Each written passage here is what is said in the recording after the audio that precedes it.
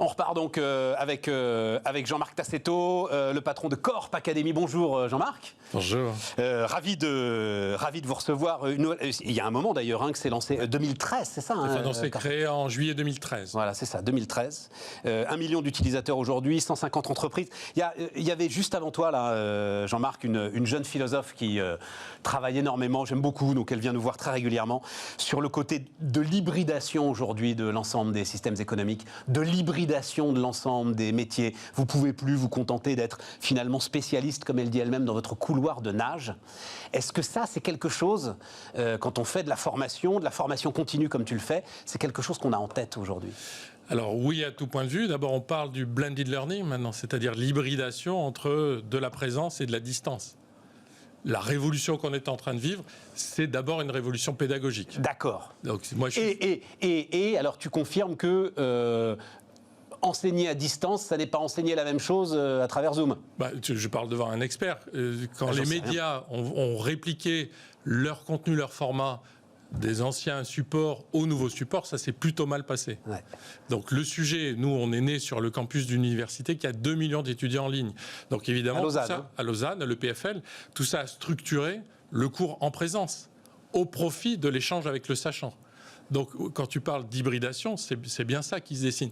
Nous, on est un pur player du digital learning. Donc, il y a une plateforme digitale avec 1 million d'apprenants, comme tu le décrivais, mais on est de plus en plus souvent intégré à des protocoles hybridés, flexibles, de la présence, de la distance. Enfin, l'exemple de la musique, les plateformes de streaming de musique ont stimulé la présence dans les concerts, et tout ça se nourrit. On a la même vision sur l'éducation. Mais alors justement là-dessus, tu penses qu'il peut y avoir un virage pris parce que alors, les concerts, on veut participer ensemble à un moment de communion profonde, voilà.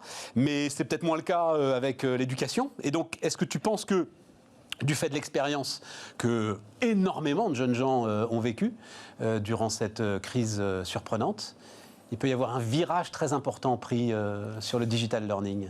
Des jeunes gens et puis des moins jeunes, puisque nous, on adresse les entreprises. C'est pour ça qu'on s'appelait Corp Academy.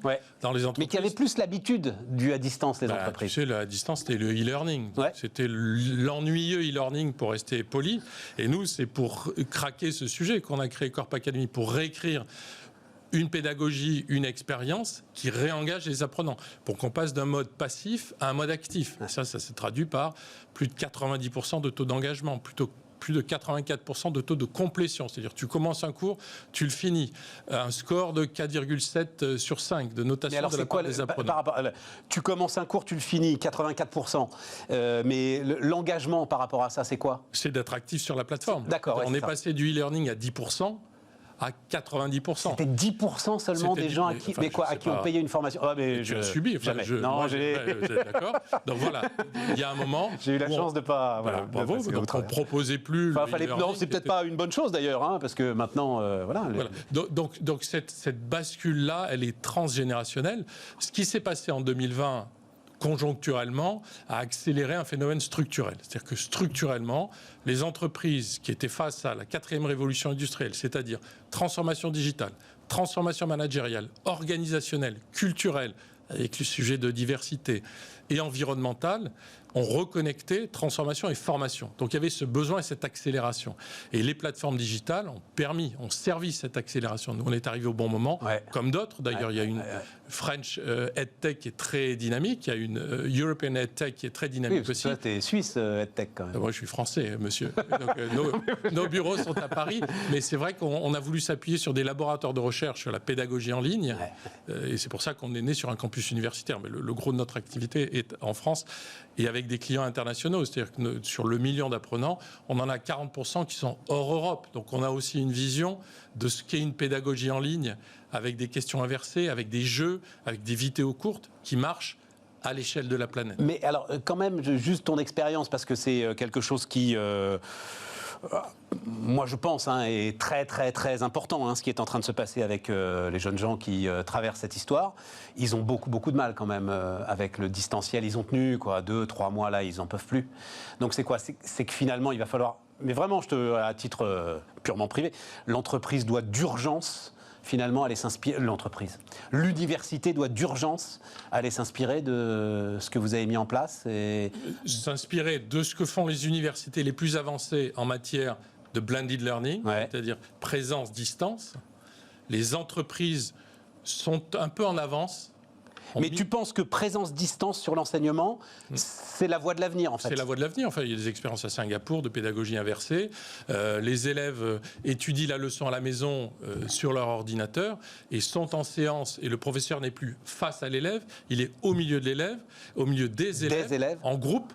Les groupes sont intelligemment répartis. Il y a un leader, il y a un étudiant ou un élève qui est un peu en difficulté, et puis il y a une dynamique un peu d'antagonisme. Donc, c'est une révolution. Et à ce moment-là, le présentiel, en fait, est vraiment un moment d'action.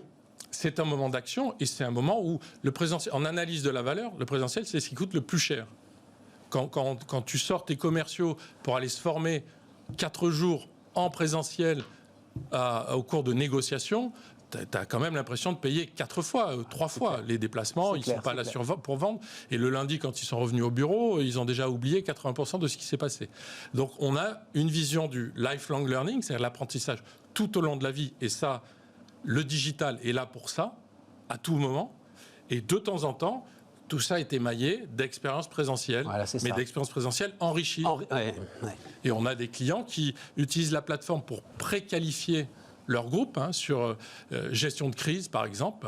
Voilà, tu ne peux pas mettre un cadre expérimenté en même temps qu'un débutant. Les deux vont perdre du temps.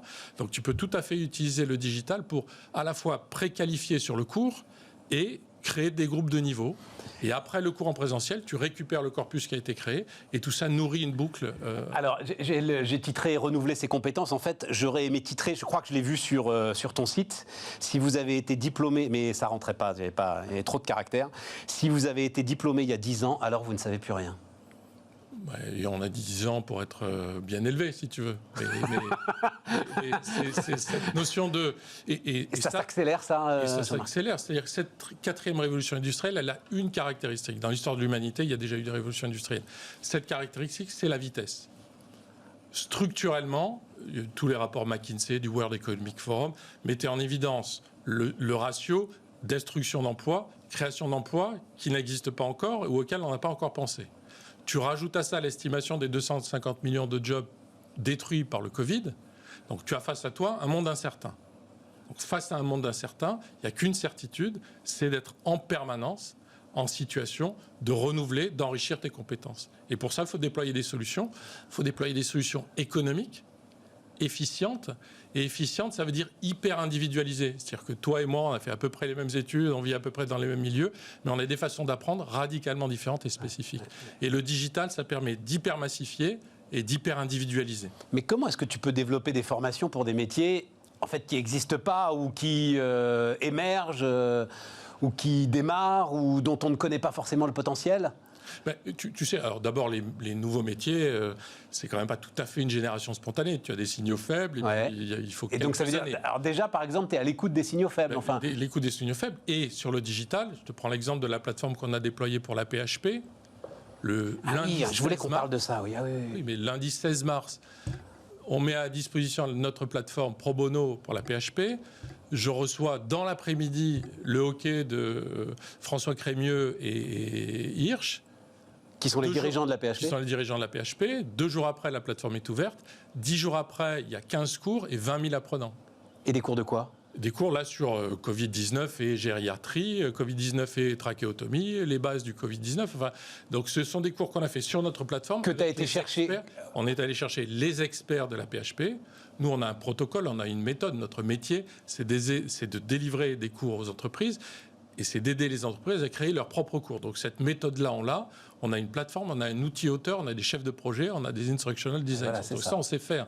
Donc si tu veux, aujourd'hui, demain... Tu vas chercher l'expert. Tu vas chercher l'expert. Combien de temps tu passes avec l'expert ? Enfin, j'en sais, pardon, mais j'aime les détails. Mais créer un nouveau cours, c'est 2 mois. Oui, mais là, tu n'as pas passé 2 mois sur le Covid, non, ça s'est fait. Voilà, c'est ça.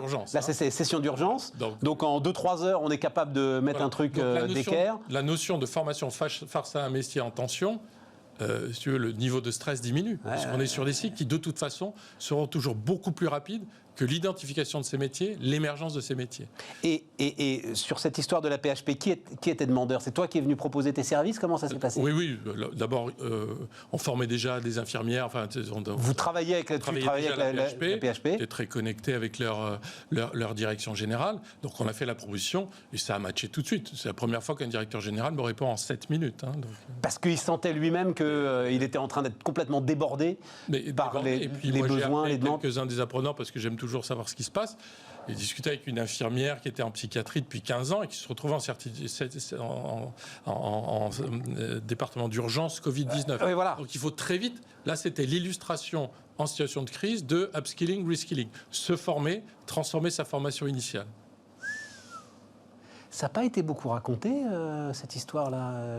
Combien... Non, mais c'est parce que ça me bluffe. Alors, le défi technique, tout ça, machin, que vous relevez, etc. Mais à la limite, j'ai presque envie de dire, c'est votre job. Oui. Non, c'est de la part de ceux qui se sont mis à apprendre. C'est-à-dire que tu es dans un stress qui est quand même un stress de dingue, sur une maladie dont tu ne connais rien, et en plus... Tu dis, c'est quoi? C'est sur portable que c'est diffusé, ce genre de truc? C'est responsive design, c'est-à-dire c'est sur l'écran de ton choix. Que tu veux. Portable, tablette. Et tu dis, tu vas passer 1 heure après avoir vécu une journée de dingue. Tu vas encore passer 5 minutes, 10 minutes, 2 heures. Donc nous, notre métier à nous, ça a été de réinventer des formats. Ça a été de sourcer les contenus, d'identifier les lignes éditoriales et les thèmes, parce qu'on voit bien en situation de Covid les thèmes qui ont émergé. Tester vos soft skills, l'efficacité au travail, l'agilité, l'émergence du sujet Big Data, gestion du stress et des émotions, l'équilibre de vie pro-perso, l'avenir du futur, donc anticiper le monde de demain. Donc on voit bien aussi au travers de notre catalogue de 1700 cours coédités avec plus de 80 éditeurs, Duno, Erol, Faber Novel, Fideo Arts à Londres, IBM, Think Academy nous a ouvert toute sa librairie aux États-Unis. On voit aussi ce qui intéresse les apprenants. Et on va terminer là-dessus. Il faut créer des scénarios. Oui. Tu me parlais de séries télé, par exemple, pour essayer d'apprendre. Enfin, mais ça, j'ai toujours pensé que c'était une tarte à la crème, ça. Que apprendre, c'est apprendre. Que, en fait, on s'amuse pas en apprenant, c'est pas vrai. J'ai toujours pensé ça. Je me trompe? Alors, il y a 2 sujets. Le gaming, le jeu, aide à apprendre. Apprendre, c'est difficile, ça restera difficile. On est d'accord. Des théoriciens type Piaget ou des praticiens type Montessori ont démontré quand même que le jeu a un impact sur l'effet d'apprentissage. Et nous, on a des millions de battles qui sont joués sur notre plateforme. On vient de passer le cap des 100 millions de questions répondues. On a créé une série policière Suspect. Donc, on invente des nouveaux formats. Mais c'est de la vraie formation, ça aussi. C'est de la pédagogie. Alors, c'est pour ça qu'on a voulu se connecter à des scientifiques de la pédagogie en ligne. Parce que c'est une ligne de crête. Tu peux très vite basculer du côté du jeu. On est d'accord. Il y a des applications sur le marché. Ça devient trivial poursuite, quoi. Certains de nos clients nous disent mes vendeurs adorent. Évidemment qu'ils adorent, c'est un jeu. Donc, c'est une ligne de crête délicate. C'est de la pédagogie, j'insiste un peu lourdement. Il y a un sujet pédagogique et il y a un sujet de qualité du contenu. Jean-Marc Tassetto, le patron de Corp Academy, fondateur, était notre dernier invité sur Bismart. Les amis, on se retrouve demain.